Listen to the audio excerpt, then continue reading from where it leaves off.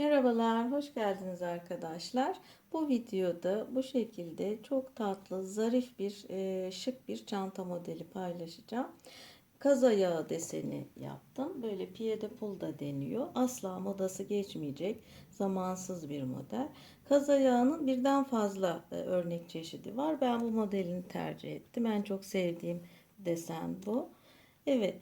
Şimdi bu desen pek çok renkle kombin yapılabilir. Özellikle kırmızıyla çok yakışır. O yüzden çantanın mesela şu üst kısmına benim siyah ördüğüm yere kırmızıyla örerek de değişik bir hava katabilirsiniz. Ama ben hani kırmızı dışındaki renklerle de rahatça kullanabilmek için böyle siyah beyaz olarak sade ördüm. Ama diğer renklerle kombin yapmak için de böyle değişik çanta süsleri hazırladım. Şu şekilde. Mesela kırmızıyla kombin yapacağım zaman bunu takacağım. Bunların da yapılışını videoya çekiyorum. Bir sonraki videoda yayınlayacağım inşallah. Evet. Bu şekilde bordo, o vişne rengi, yeşil, e, işte ne bileyim hardal rengi bu renklerle çok rahat bir şekilde kullanılabilecek bir çanta. Hepsinin böyle değişik broşlarını, çanta süslerini yapacağım inşallah. Evet, içi de böyle astarlı. Şu şekilde cepleri var. Hepsinin detaylıca yapılışını anlatıyorum videoda. Sapını da hem omuzda kullanılabilecek şekilde hem de böyle kolda kullanılabilecek bir uzunlukta yaptım. Evet, şimdi yapılışına geçelim. Evet arkadaşlar, şimdi örgümüze başlayalım. Kullanacağım iplikler bunlar. Böyle evde benim evde kalan ipliklerim. Bunlar polyester makreme arkadaşlar. Şimdi kullanacağım tığ da 5 numara 3 milimetre tığ kullanacağım. Şimdi siyah iple başlıyoruz. Başlayalım arkadaşlar. Önce şu uç kısmını atıyorum. Bu polyester iplikler atıyor çünkü. Şöyle sökülüyor. Evet. Bu şekilde yapıyoruz. Şimdi 18 zincirle başlıyorum. Sıkı çekmeyelim ilk sırayı. 1, 2, 3, 4, 5, 6, 7, 8, 9, 10, 11, 12, 13, 14, 15, 16, 17, 18. Evet, tabanı yapıyoruz şu anda. Evet. Bir zincir çekip ikinci zincir, yani bir sonraki zincire batıyorum. Sık iğne yapıyorum dolamadan. 18 tane sık iğne olacak. 1, 2, 3. Evet, sıra sonuna kadar gelelim. Evet, 16 yaptım. 17 ve 18 tane sık iğne yaptım. Şimdi bir zincir çekip dönüyorum. Bütün ilmeklere birer tane batıyoruz sırayla.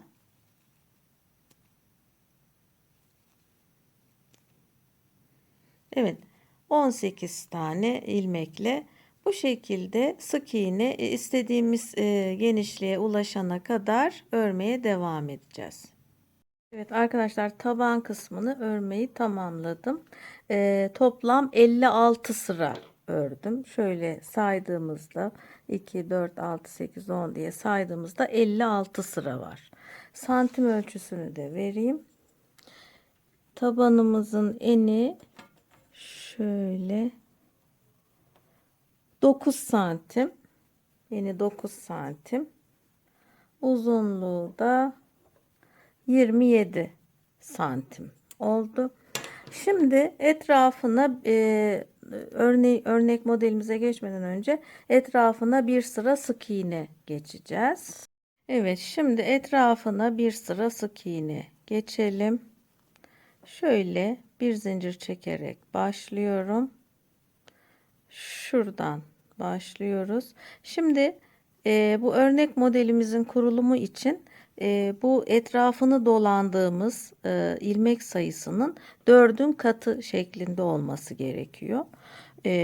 Onun için bu ilk sırayı yaparken ona dikkat edeceğiz arkadaşlar. Şimdi bir yani gerekirse bir ilmek atlayıp ya da bir ilmeğe çift batıp o sayıyı tutturmamız gerekiyor. Şimdi sırayla şöyle buradaki bütün sıralardaki ilmeklere birer tane batıyorum. Birinciyi yaptım böyle. Hemen yanındakine bir tane. Bakın ilmekler belli oluyor zaten, sıra sayıları.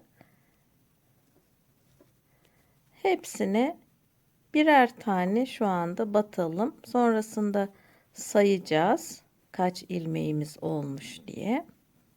Evet arkadaşlar, sırayı tamamladım. Burada birleştirdim.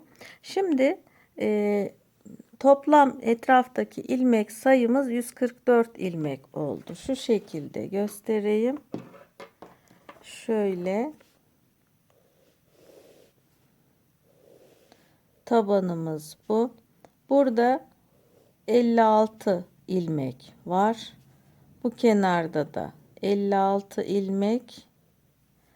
Burada 16 ilmek. Çünkü birer ilmek köşelere gitti. 18 ilmekti buralar. Evet. Burada 16 ilmek.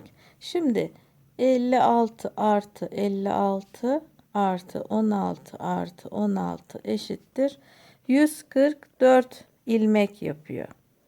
Yani bu 4'e bölünebilen bir sayı. 36'ya bölünüyor.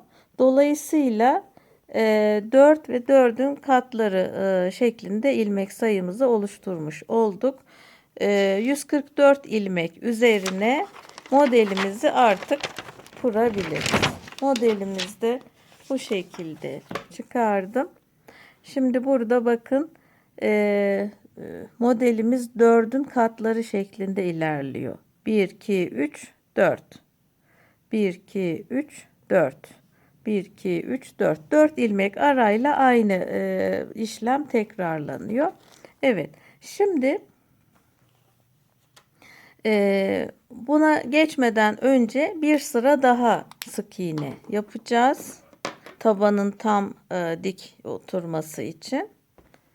Şimdi onu da şöyle yapıyoruz. Bütün ilmeklere birer tane batıyoruz. Fakat şu şekilde batmıyoruz arkadaşlar. Arka taraftaki ilmeğini alarak. Burası çantanın dış yüzeyi. Burası iç kısmı. Şimdi biz dıştan örüyoruz. Şimdi arka bloklara batıyoruz sık iğnemizi. Şöyle batmıyoruz. Şu arkadaki ilmekleri alıyoruz. Sadece bu sıraya mahsus böyle bir işlem yapıyoruz. Tabanımız güzel dursun diye. Evet. Şimdi bunu tamamlayalım. Etrafında dolanıp buraya kadar gelelim. Evet arkadaşlar, bu sırayı da ördüm. Şimdi modelimize deseni örmeye geçmeden önce taban kısmına şöyle bir keçe hazırladım. Şu şekilde tam orta kısmına sığacak şekilde. Bunu kumaşla kapladım. Bu siyah kumaşla aynı zamanda astar yapacağım. Astarı tabanı önceden astarlıyorum. Sonra örgü bittikten sonra da dış çevresini astarlayacağım ve tabanla dikeceğim. Böylelikle astar çantanın içinde sabit kalıyor. Yukarılara falan doğru toplanmıyor. Çantanın içi daha derli toplu duruyor. Şöyle. Çok aşırı ince ince dikmemize gerek yok. Teyelliyoruz. Evet arkadaşlar, tabanımızı böyle sertleştirdik. Bu şekilde. Şimdi desenimizi oluşturmaya başlayacağız. Bunun için şu siyah ipe de aynı işlemi yaptım. Bu Filoş makremeler, polyester makremeler böyle uçları atmasın diye ilk her kesimden sonra şöyle bir yakmak gerekiyor. Böyle sabitliyoruz, sökülmesini önlüyoruz. Evet, şimdi desenimiz bu. Şimdi burada şu her bir kare bir ilmeği temsil ediyor arkadaşlar. Şimdi beyaz ipimi bağlayacağım. 3 tane sık iğne, hep sık iğne örüyoruz. 3 sık iğne beyaz öreceğim. Sonra siyah öreceğim. Sonra 3 tane beyaz, bir siyah. 3 beyaz, bir siyah. Birinci sıra bu şekilde.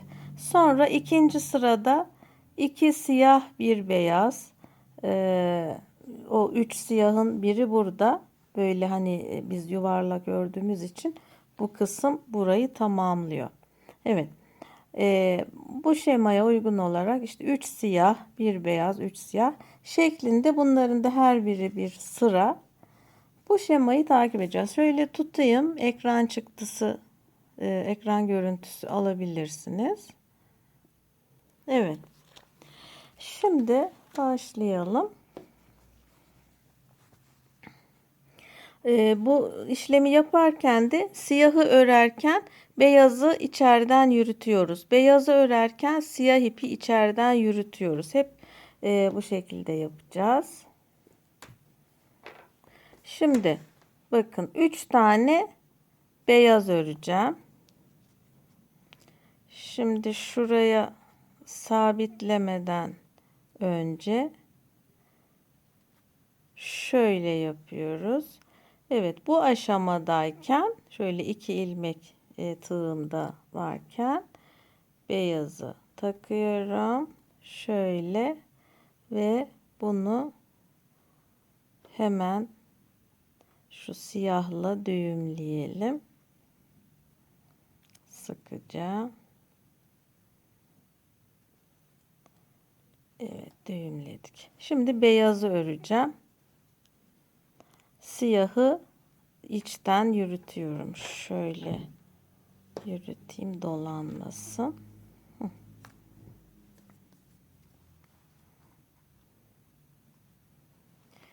Evet, sıradaki ilmeğimize batıyoruz. Şuna batıyorum. Şu beyazı bırakalım. Siyahı yürütüyoruz. 1 2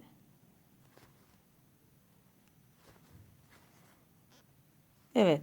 Üçüncüyü kapatmadan hemen siyahı alıyorum. Renk değişiminde kapatmaları diğer renkle yapıyoruz. Şu ipimi hemen buraya koyuyorum. İçeriden yürütmek için. Evet. Şöyle sıkıca çekelim. Şimdi bakın bir tane siyah öreceğim. Evet. Bu ipi bıraktım. Beyaz ipi aldım. Bunu içten yürüteceğim. Evet. Bir tane siyah yaptım. Şöyle sıkalım. Şimdi yine 3 beyaz. 1 2 Üçüncüyü siyahla çıkarıyorum. Şöyle sıkılaştırıyoruz ip değişimlerinde. Bol bırakmayalım. Evet. Bir tane siyah örüyorum. Evet. Beyazla çıkarıyoruz. Evet, bu sıra 3 beyaz, bir siyah şeklinde. Evet. Şimdi ipimi de yürüterek 3 tane beyaz öreceğim. 1 2 3. Evet, ipimi değiştireceğim şimdi. Evet. Bu şekilde arkadaşlar bu sıraya böyle devam edelim. Evet arkadaşlar, başladığım noktaya döndüm. Bakın 3 tane beyazı yaptım. Burada bir ilmeğim kaldı. Onunla da siyahı yapacağım ve döngüm tamamlanmış olacak. Evet. Şimdi siyaha geçiyorum. İpi hep böyle sıkılaştırıyoruz ip değişiminde. Şöyle hep çekelim. Siyahı yapıyorum. Evet. Ve beyazla kapatıyorum. Evet. Birinci sıra tamamlandı. Şu ipi çekelim. Evet. Şöyle.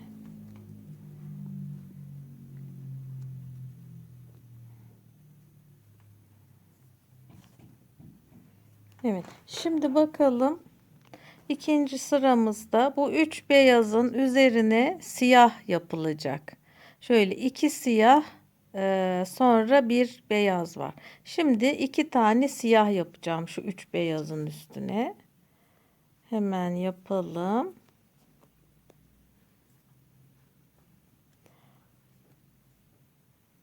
Şöyle yapayım. Evet. Beyaza geçmeyelim çünkü siyahla devam edecekmişiz. Evet, direkt ben buraya siyahı yapıyorum. Sonra buraya geçiyorum. Bir tane siyahımı yaptım. Sonra aradan yürütüyoruz ipi. İkinci siyahı yaptım. Evet. Şu ilk yaptığımız şeye, ilmeğe işaret takalım. Sıranın başlangıcı bu. Evet, bakın 2 tane siyah yaptım. Sonra bir tane beyaz yapıyoruz. Şu siyahı birleştirmeden önce beyaza geçecektim. Evet. Şimdi bir tane beyaz yapıyorum şuraya. Ondan sonra tekrar bu sefer 3 beyaz, 3 siyah, bir beyaz, 3 siyah, bir beyaz. Evet, bir beyazı yaptık. Şimdi siyah yapıyorum.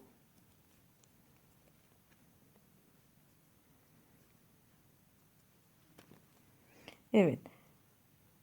İlk ilmek şuradaki siyahın üzerine, sonra yanındakine, sonra yanındakine. 3 tane yaptık. Burada bir ilmek beyaz kaldı. Bakın şurada.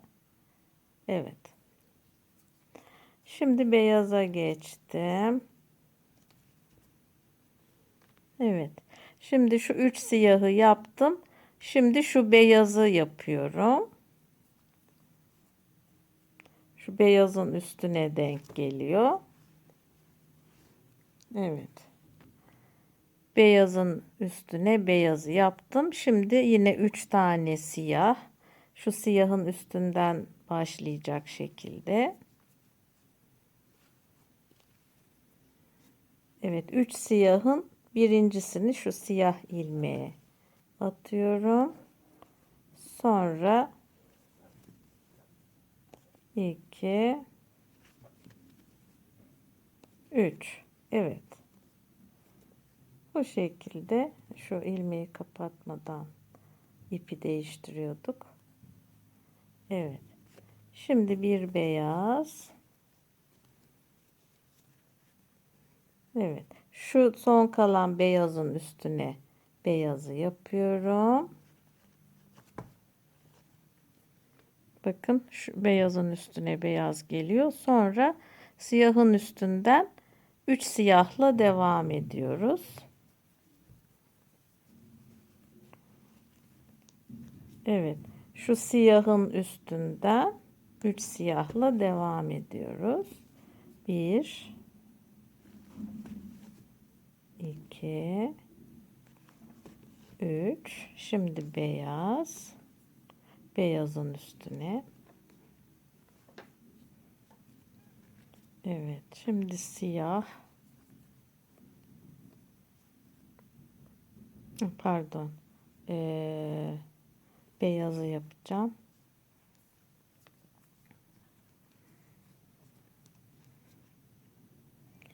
beyazın üstüne beyazı yapacağım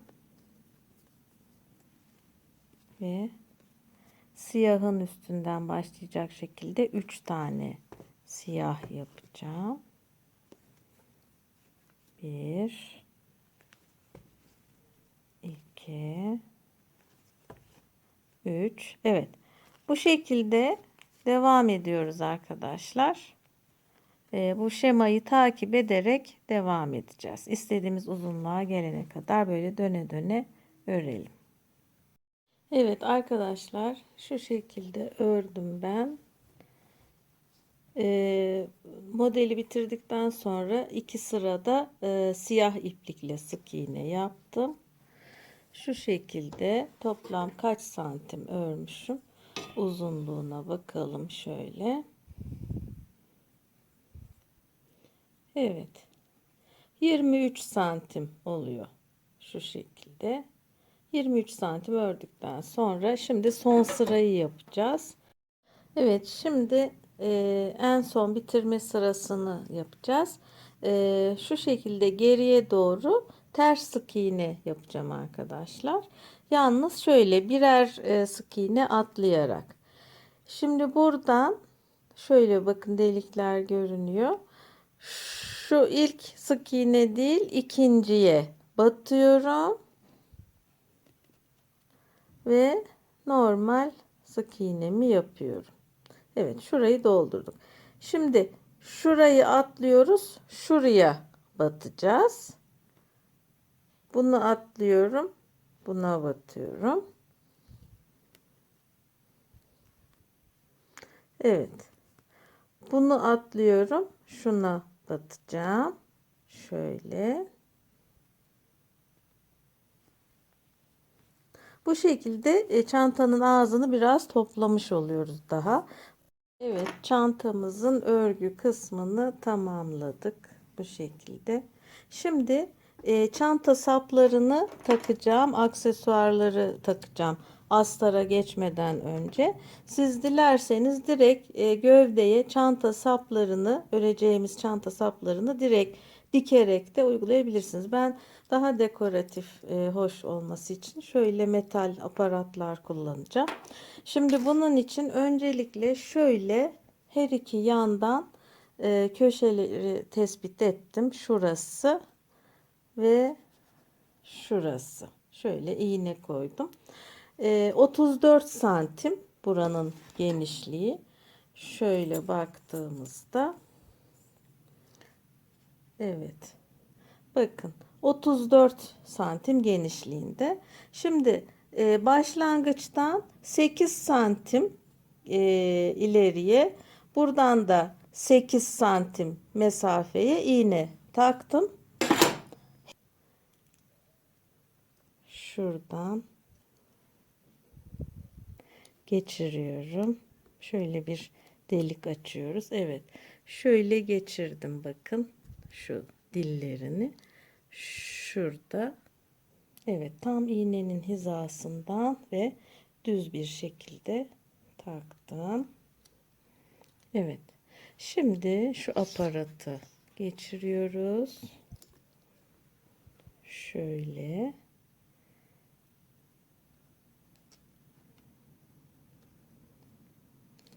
Evet. Şöyle elimizle de itebiliriz aslında. Penseye gerek yok gibi. Şöyle gene de bir sıkıştırayım. Evet. Şunu da sıkıştıralım. Evet, iyice sıktım. Evet, bir taneyi bu şekilde sabitledim. Şimdi diğer 3 taneyi de aynı şekilde takalım. Evet, şimdi çantamızın astarlanmasına geçelim arkadaşlar. Bunun için şöyle 2 parça dikdörtgen keçe kullanacağım. Ve kumaş kullanıyorum. Şimdi çantamızın genişliği şöyle ölçtüğümüzde 34 santim genişliği var. Yüksekliği de şöyle bakın 22 santim. Evet, şimdi o yüzden bu keçeleri, iki parça keçeyi, gövdeyi kaplayacak bunlar.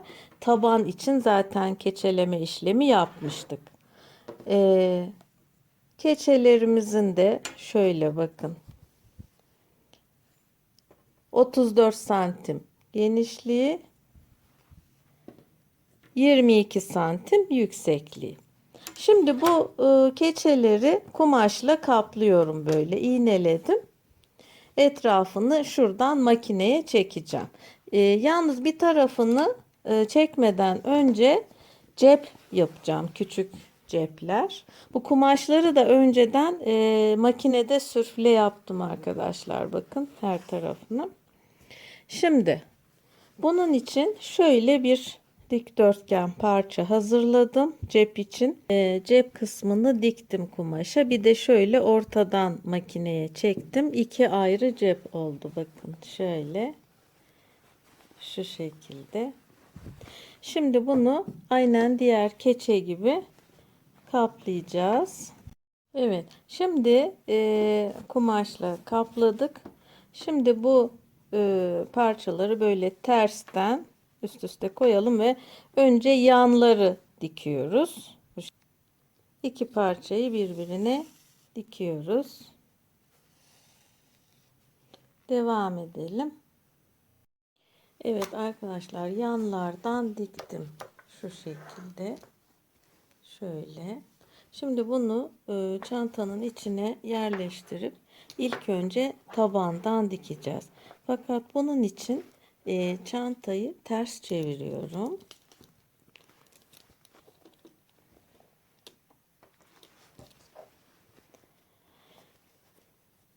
Şimdi bunu da tersini çeviriyorum. Çünkü iki ters bir araya gelecek. Evet. Şimdi şu ağız kısmı, ceplerin ağız kısmı buraya bakacak şekilde şöyle koyuyorum.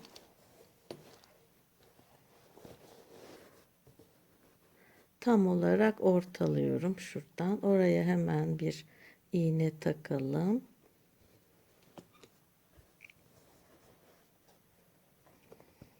Şöyle ortalayarak.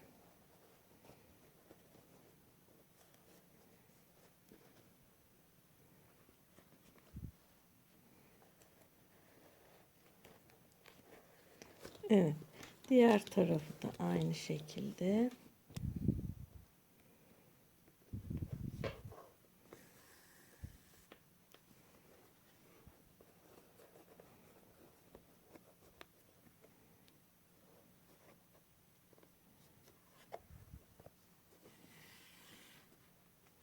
Evet, bu şekilde önce tabanı dikelim, sonra ağız kısmını dikeceğiz. Evet, kumaşla kapladığım keçeyi tersinden diktim. Bu şekilde bakın, taban. Şöyle. Evet, şimdi ters yüz çevirelim ve ağız kısmını dikeceğiz. Evet, ters yüz çevireceğiz. Evet, ters yüz çevirdik çantamızı. Şimdi şu noktadan şöyle bakın, şu hizadan şu siyahın başladığı noktadan iğneleyerek buradan dikeceğim. Şimdi şu kenar kısmını işaretlemiştik ilk başta. Şu keçenin dikiş noktasını o iğnelediğim yere denk getiriyorum. Şöyle. Herhangi bir kayma olmasın diye. Burayı da aynı şekilde şöyle bakın alarak dikiyorum.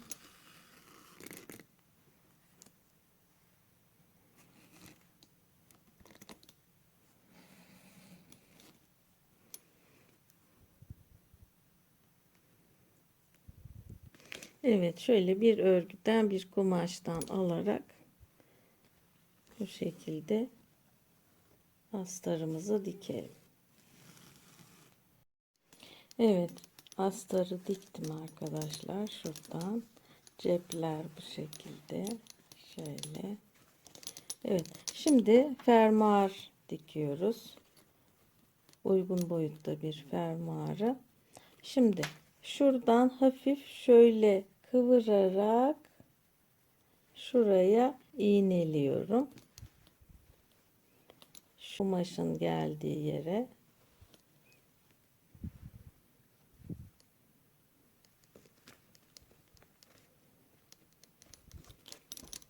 Evet, bu şekilde iğneleyelim. Evet, her iki tarafı da iğneledim.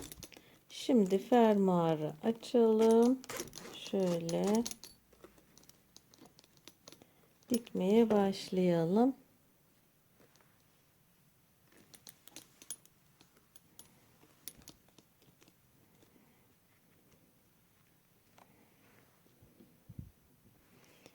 Şöyle bakın, kumaşın kenarından şu şekilde dikiyorum.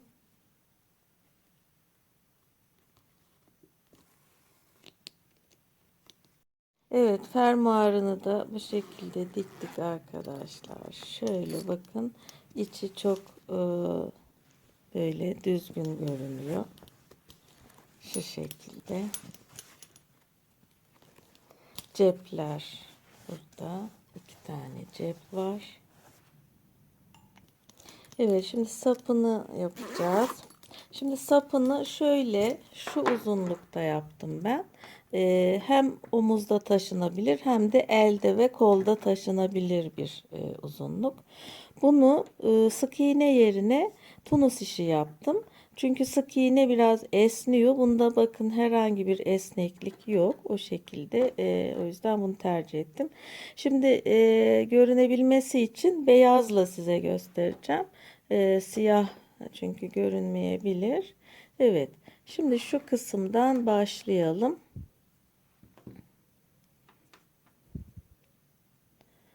Bu uç kısımları yakıyoruz çakmakla her zaman. Evet. Şimdi şuradan alıyorum bakın şöyle. Şu tersten başladım iç kısımdan. Çünkü düz taraftan öreceğiz. Şöyle şu ipi de içine saklayarak böyle başlıyorum. 1 2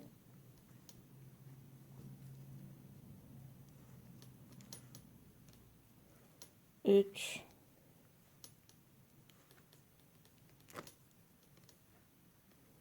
4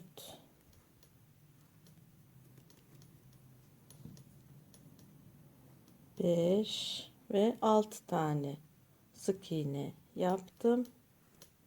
Evet. Şimdi bir zincir çekip döndüm.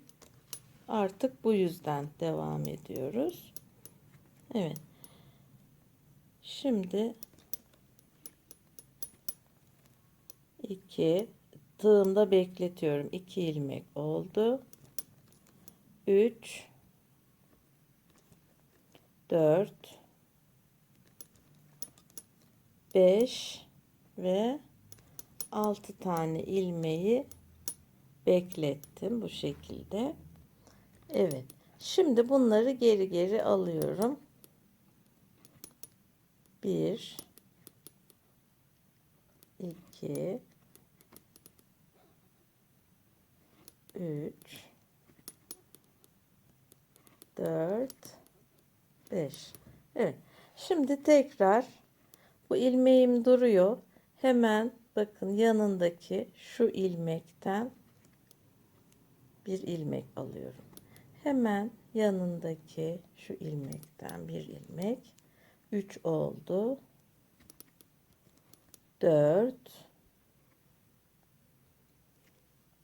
5 ve sonuncu 6. 6 ilmeğimi aldım. Yine 1 2 3 4 5 kere geçiriyorum. Evet. Arkadaşlar sapı örme işlemini tamamladım. Şimdi kaç santim örmüşüm onu göstereyim. Evet, şöyle ölçtüğümüzde santim olarak, evet, 50, yaklaşık böyle 52-53 santim kadar bir sap uzunluğu ördüm. Şimdi bunu ipimi kestim. Şu şekilde düğümleyelim.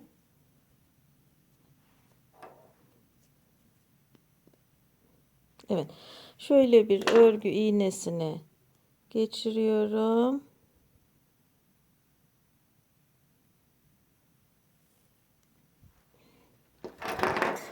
Şöyle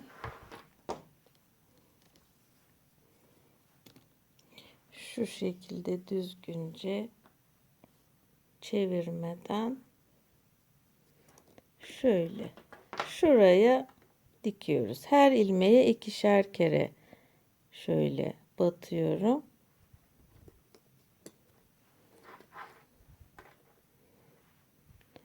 Şöyle.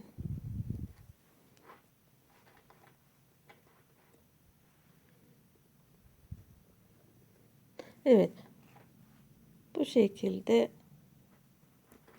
sabitleyelim. Evet, sapını da tamamladık. Çantamız tamamlandı arkadaşlar. Bu şekilde. Evet. Umarım faydalı bir video olmuştur. Diğer projelerimde görüşmek üzere. Şimdilik hoşça kalın.